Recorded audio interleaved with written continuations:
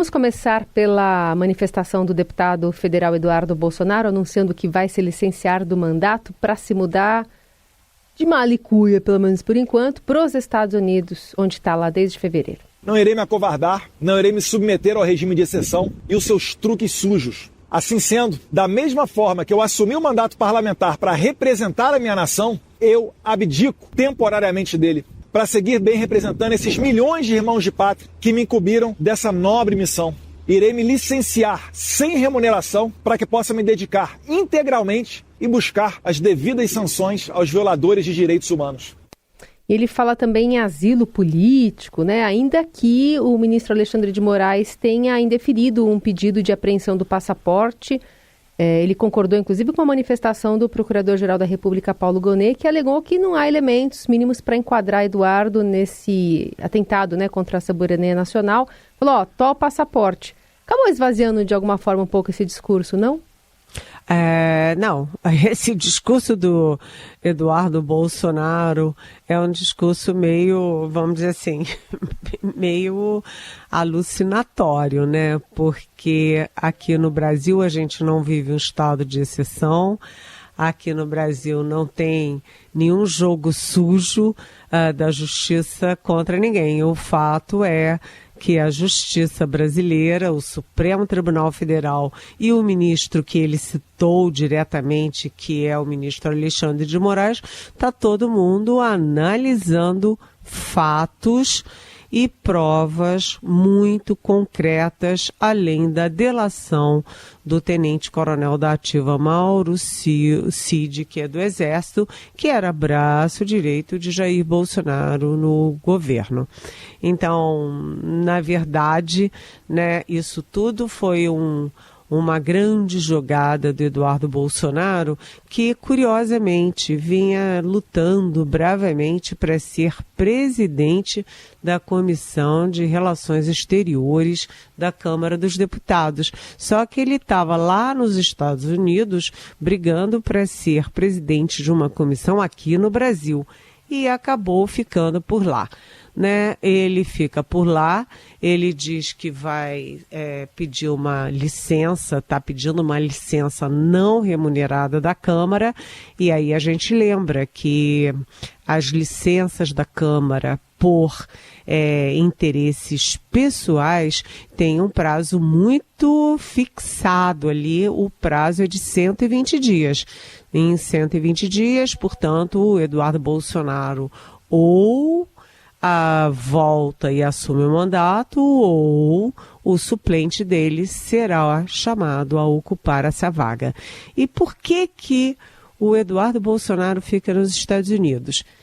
Carolina, não venha você me dizer que é para ficar fritando hambúrguer. Não é essa a intenção, tá?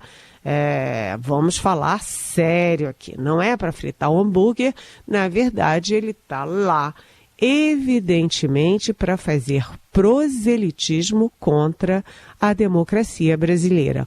Ou seja, depois de o governo do pai dele tentar efetivamente dar um golpe de Estado que desembocou no 8 de janeiro com o quebra-quebra dos três poderes, das sedes dos três poderes, agora o Eduardo Bolsonaro está no exterior fazendo proselitismo para destruir a democracia brasileira, inclusive com a ingerência política de uma potência externa. Ou seja, tudo é uma alucinação, né? Uma alucinação que demonstra o seguinte: eles não têm defesa para aquilo tudo.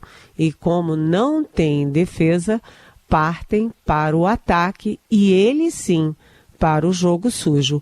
Isso é jogo sujo, né? Você articular, ele está lá nos Estados Unidos articulando o executivo, o legislativo dos Estados Unidos para ingerência interna no Brasil, se passando por vítima, denunciando o que não é verdade, né, de que aqui o Brasil vive um estado de exceção e que há uma perseguição política ao pai dele. Ou seja, na verdade ele vai ficar nos Estados Unidos no bem bom, trabalhando contra a imagem do Brasil, contra os interesses do Brasil, contra o Brasil e contra os brasileiros. E aquela história de que isso podia ser um sinal de estar preparando um terreno para uma fuga aí, ou um pedido de asilo político do pai, ou mesmo porque ele está contrariado ou frustrado porque não poderia ter sido indicado para a Comissão de Relações Exteriores da Câmara, Eliane?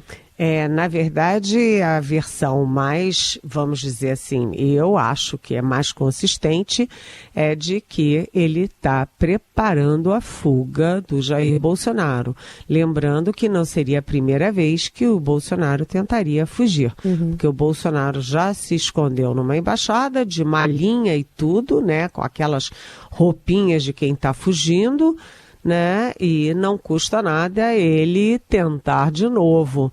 E essa, portanto, é uma possibilidade muito forte. E o PT, inclusive, já está entrando com uma ação para pedir tornozeleira para o Jair Bolsonaro para preventivamente evitar, né, a fuga do Bolsonaro, de um processo, de um julgamento que está caminhando rapidamente, né? Vem aí já rapidamente aí a possibilidade de Jair Bolsonaro e mais 6 dos réus, aquele núcleo duro do golpe, se tornarem réus.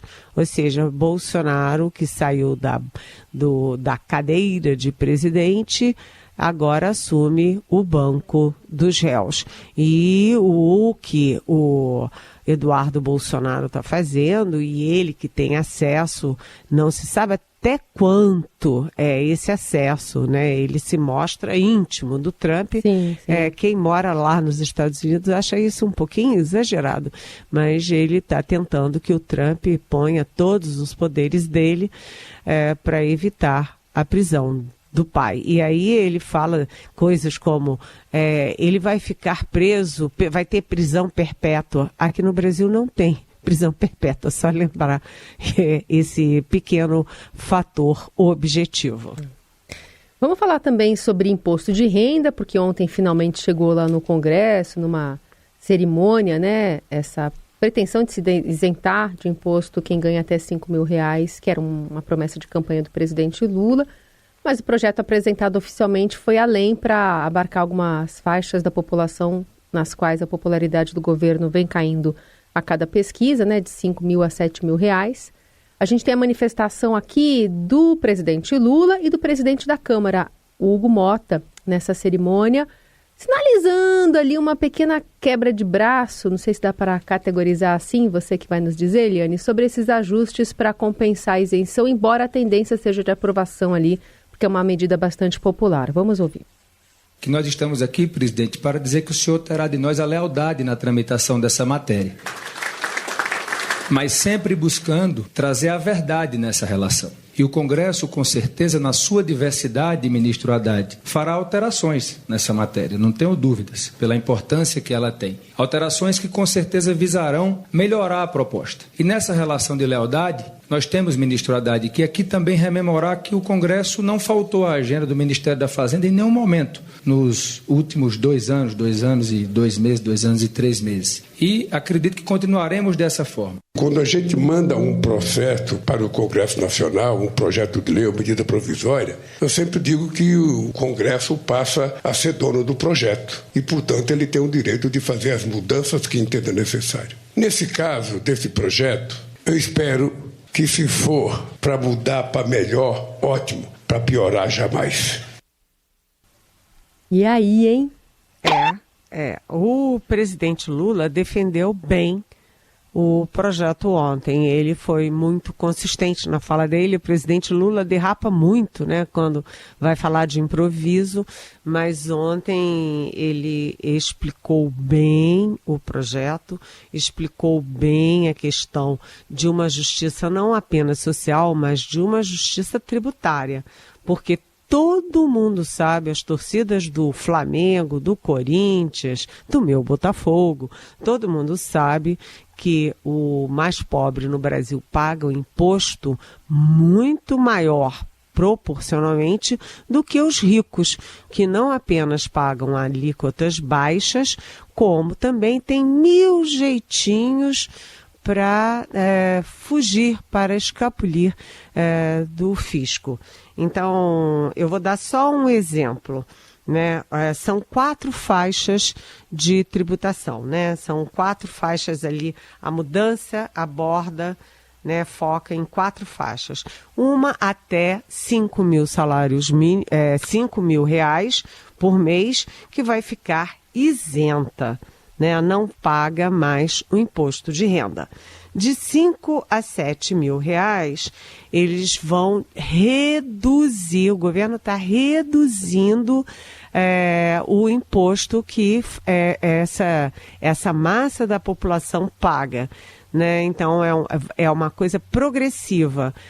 Na primeira faixa, que é a de 5.500, essa população que ganha até 5.500 vai ter 75% de abatimento do imposto de renda. E depois isso vai caindo, né? A percentagem vai caindo. Depois, quem ganha acima de 7 mil reais e até 50 mil reais vai continuar pagando exatamente o que já vinha pagando. Normalmente a alíquota não muda.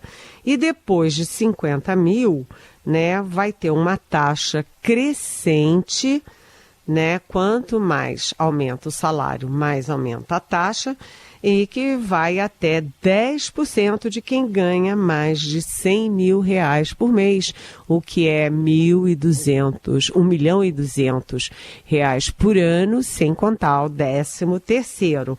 Isso significa o quê? Que esses que ganham mais, que são 141 mil contribuintes, eles vão acabar beneficiando aqueles 10 milhões da base da pirâmide que ganham menos e que pagavam imposto alto. Portanto, acho que tem justiça social, tem justiça tributária. Mas o que a gente está vendo nesse alerta do Hugo Mota?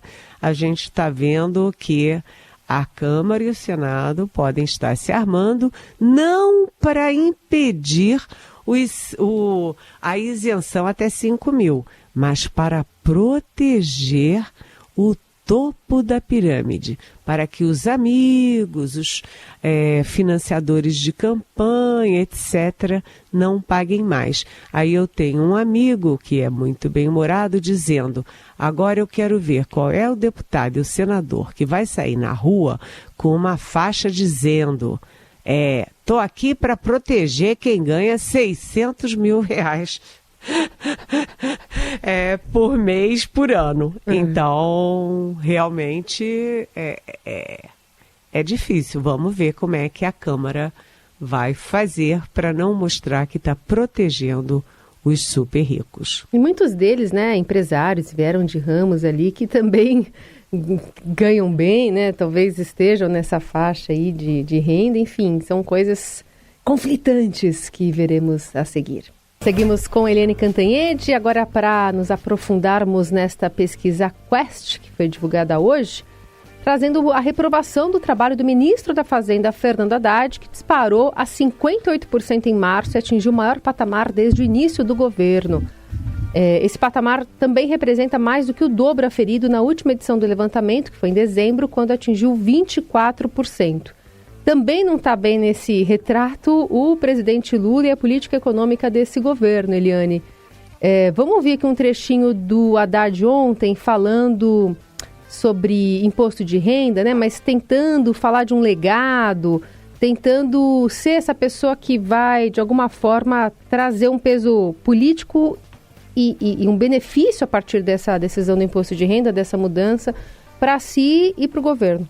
Nós sabemos que o Brasil cobra na fonte o imposto de renda do trabalho e não cobra o imposto de renda sobre o capital. E o que nós estamos propondo aqui, presidente, depois de muitos e muitos meses de estudo, inclusive com reparos feitos por vários ministérios, com vários especialistas que nos assessoraram, nós estamos levando à consideração do Congresso Nacional um projeto que, em primeiro lugar, honra a palavra empenhada pelo senhor e por outros políticos. Mas o senhor ganhou a eleição e, portanto, tem um programa a cumprir, de isentar de imposto de renda quem ganha até R$5.000. Muita gente criticou a proposta, muita gente considerou a proposta inexequível, mas nós estamos seguros de que ela apontava um caminho para começar a reverter a péssima distribuição de renda que nós enfrentamos no Brasil, mas de quer deixar um legado para a sociedade, na educação, na saúde, na assistência, na justiça social. Por enquanto, só mau humor desse legado, né, Eliane? Pois é. A gente primeiro precisa dizer o seguinte, que é uma pesquisa muito restrita, é uma pesquisa muito focada que a Quest fez, né, com gente do próprio mercado. É aquela história, né? Quando você vai fazer pesquisa de opinião pública, você ouve milhares de pessoas de diferentes grupos, etc., né? De diferentes faixas de renda, equilibrado entre homens e mulheres, seguindo mais ou menos o equilíbrio da população brasileira. Neste caso, é feita com gente do mercado. Então, são especialistas no mercado, gente diretamente ligada ao mercado financeiro e que, enfim, está numa má vontade danada com o governo nesse momento. Para 85% dos entrevistados, houve um enfraquecimento do ministro Haddad. Né? Gente, 85% percebe o que está todo mundo vendo, né? Nós todos estamos vendo que o ministro Fernando Haddad, que tinha uma política econômica muito pragmática, né, tentando um equilíbrio fiscal, corte de gastos, etc., ele perdeu a guerra. E, assim, o marco dessa derrota do Haddad interna no governo foi a chegada da Gleisi Hoffmann para o Palácio do Planalto. A Gleisi Hoffmann, ex-presidente do PT, que, como presidente do PT, atacava as políticas pragmáticas do Fernando Haddad.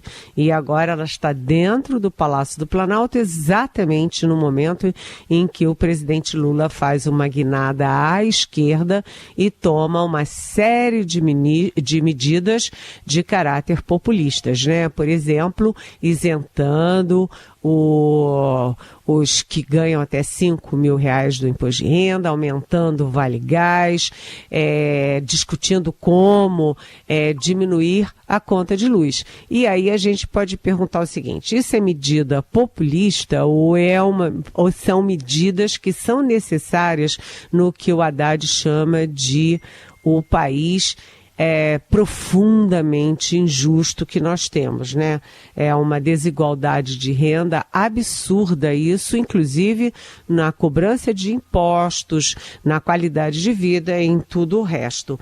Então, o mercado está reclamando, mas o Haddad representa uma política que é, sim, importante, inclusive para a baixa renda, de equilíbrio fiscal, de seriedade nas contas públicas, etc. Mas nesse momento de queda de popularidade do Lula, o que está gerindo as decisões do Lula e do governo não é a questão econômica, nem é o que interessa ao mercado, mas sim a questão política e a questão da sobrevivência política do Lula, do governo Lula e do próprio PT. A popularidade é que está no comando. E vem aí nova taxa Selic, né? Vem aí a nova taxa Selic, que aparentemente não vai ter nenhuma surpresa. A perspectiva é de aumento de 1 ponto percentual elevando os juros a 14,25% ao ano. Isso é a mesma taxa de juros da época mais dramática do governo Dilma Rousseff.